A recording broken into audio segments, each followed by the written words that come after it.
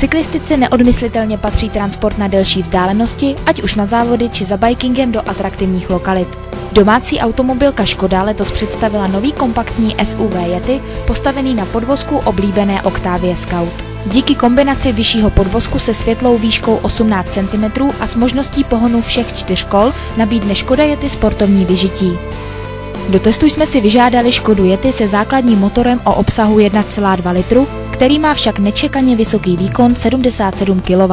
Yeti s motorem 1,2 TSI disponuje i šestkou, kterou je možné řadit už někdy od 80 km v hodině. Předně musíme zdůraznit, že 77 kW, což je zhruba 105 koní, není žádný reklamní trik.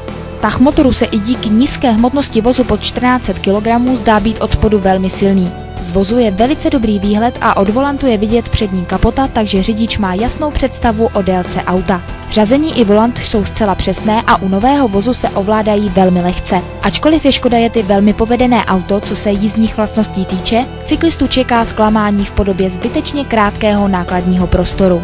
Po vyjmutí předního kola z vidlice a sklopení sedaček se horské kolo na stojato dovnitř sice vejde, ale zadní kolo se dotýká vysokého prahu kufru. Výhodou je však to, že vysoký strop nevyžaduje zasouvat sedlovku do rámu, neboť u kola střední velikosti se sedlo v pohodě do auta vejde.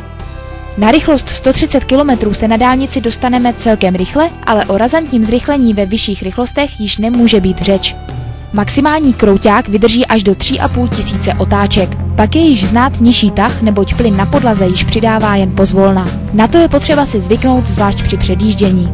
Zájemce o Yetiho si také může pořídit vůz se 4kolkou, za níž si připlatí zhruba 50 000 korun. My jsme otestovali vůz pouze s pohonem přední nápravy a vydali jsme se rovnou do hor, kde ještě tál sníh. Při rozjezdu do kopce po sněhu je sice znát nižší trakce předních kol, která jsou díky lehkému motoru méně zatížena, nicméně nestalo se nám, že bychom některou pasáž nevyjeli. Yeti nás zcela nadchl svou hravostí a ovladatelností v klikatých zatáčkách, kde se díky tvrdému podvozku nijak extra nenaklání a hbitě upaluje kupředu. Při testování maximální rychlosti na dráze opuštěného letiště jsme se dostali až nad hranici 170 km za hodinu. Na stovku vozidlo akceleruje za přijatelných 12 sekund. Cena modelu Škoda Yeti s tímto motorem základní verzi začíná na 370 000 korun, takže auto je dostupnější než například konkurenční Nissan Qashqai či Peugeot 3008.